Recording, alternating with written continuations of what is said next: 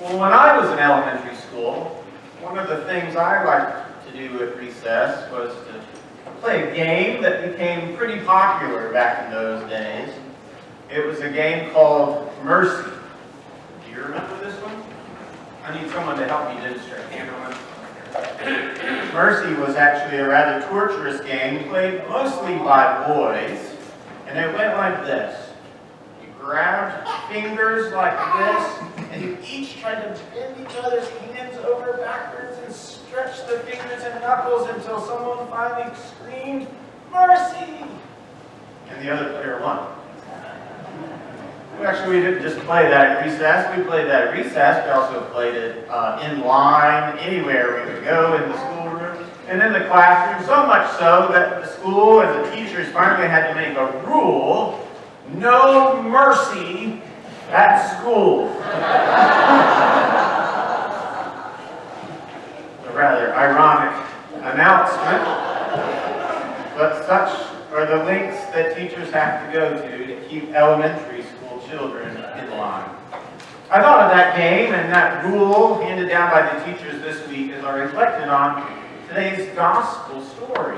After all, it's a story about rules and about mercy. The good kind of mercy. On what day of the week, the story begs us to answer, on what day of the week is it okay to do a work of mercy? When's the right time? When's the right day to do something in faith? Well, let's consider the story about Jesus and the woman who was bent over for him. First of all, I want you to think about this woman. She is crippled with an illness, a spirit of weakness, the scripture says, that make her unable to stand up straight, and this has been going on for 18 years. 18 years. Think about that. Think about what life must have been like for her. Think about what her view of the world was like. Think about how other people saw her. And then realize that this woman, after living this way for 18 years, must have come to the conclusion that this was simply the way her life was going to be. A person bent over, unable to stand upright for that long, must have long since come to the conclusion that she would be this way forever. But Jesus isn't willing to leave her bound to this fate. So when he saw her, he came to her and he said, "Woman, you are set free from this ailment." You are set free. There's a recognition by Jesus that this isn't just an illness to be healed from, but is in fact an imprisonment to be set free from. Woman, you are set free. Jesus' words and his touch do set the woman free. And free from her bondage to this hunched over way of life, free from being oppressed by this crippling spirit for 18 long years. What does she do? She stands up, straight up, and begins to praise God. For the first time in a long time, she could stand tall and praise God, and in that moment, that is exactly what she wanted to do. In the Christian tradition, one of the ways that Christians have described what sin is that sin is being turned in on oneself. Can you picture it? Sin is the good gifts and the energies that God has given to us, but they are turned in on nothing but ourselves, our wants, our needs. We are navel gazers, some like to say, stuck looking at nothing else but our bellies. Well, it's a metaphor for sin. But you notice, that was exactly the posture of the woman in the story. Her bent-over posture is the perfect portrait of human beings turned inward. Our enslavement to sin has us seeing things in the wrong kinds of ways, so that instead of loving God or our neighbor, all we see is ourselves. And if that's what sin does to us, then what does God's forgiveness do for us? Well, it lifts us up. It opens us up. Just like the woman in the story that Jesus made free, God announces forgiveness to us and frees us from our enslavement to sin. So that if you come to worship and you are bent over or weighed down by sin or guilt or shame, well, God declares forgiveness to you. And you are able to stand up and stand tall and offer thanks and praise to God. And isn't that exactly what we do here? But this woman's story is not just an illustration of sin. This is a real woman with real hurts and real needs who was rescued by this loving and merciful act of Jesus.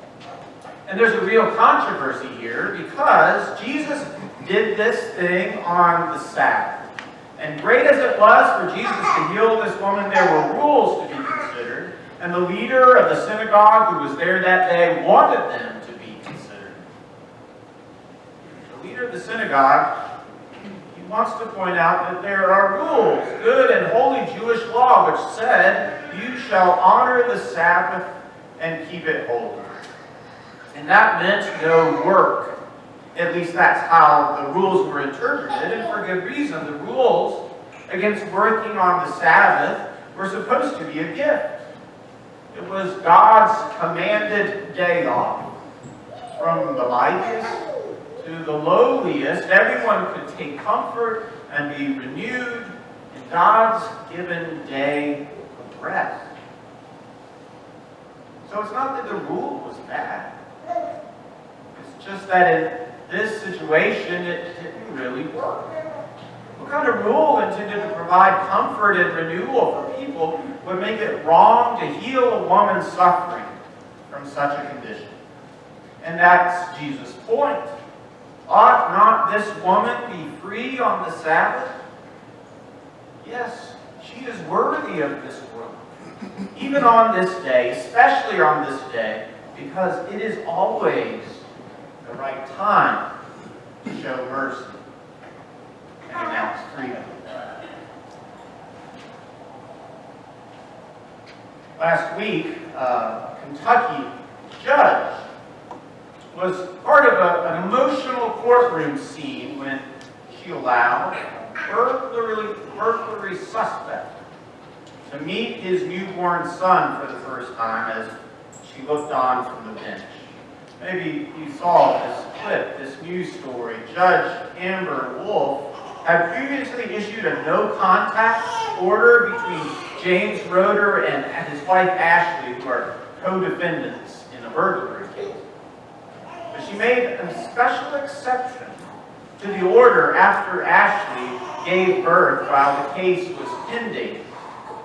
On a day when both the husband and the wife had back-to-back hearings, Judge Wolf asked Ashley Roeder if she would allow her husband to come into the courtroom to meet the baby who was with her that day. Judge Wolf made it clear that she wasn't suspending the no-contact order, but rather making an exception so James Roeder could meet his son before being transported to a local county prison. I'm making a temporary exception right now in front of me on the record so you can meet this baby, Judge Wolf said. This is your son. Ashley Roeder gave her husband the baby, and he held and kissed him. He and his wife and Judge Wolf all teared up during the emotional introduction. Thank you for letting me be a part of that, Judge Wolf told them. Congratulations again. Judge Wolf later said, when she heard James Gragg had not met his 1-month-old child, she saw an opportunity to make that happen. And she didn't want to pass go. Yes, can't you hear the echoes of Jesus' words? Ought not there be time made, exceptions made for mercy? Well, that's just a story from the news. What are the stories from your lives? Don't you have stories about the freeing power of mercy? About simple acts of mercy that change people? What are those stories? Well, I'll leave you with those questions to ponder and talk about this week. Where are the signs of mercy? Where are you being called to be merciful? Now listen, kids and adults, follow the rules. Rules are important. They matter most of the time.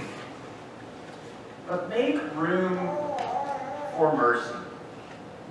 After all, Jesus has come not to make us good at following rules. Not really. Jesus has come so that we might follow him and live his way of mercy always. When we gather for worship, we gather to receive and to celebrate that mercy. And when we are sent forth with the words, "Go in peace, serve the Lord," well, we are proclaiming, declaring that we are ambassadors for God, free from a life turned in on ourselves, so that we might be turned inside out to be the hearts and hands of Christ to others. We are declaring that every day, not just the Sabbath, not just Sunday, is a day for living faithfully. We are declaring that as we go, life will present us with opportunities, big and small, to say, "Woman,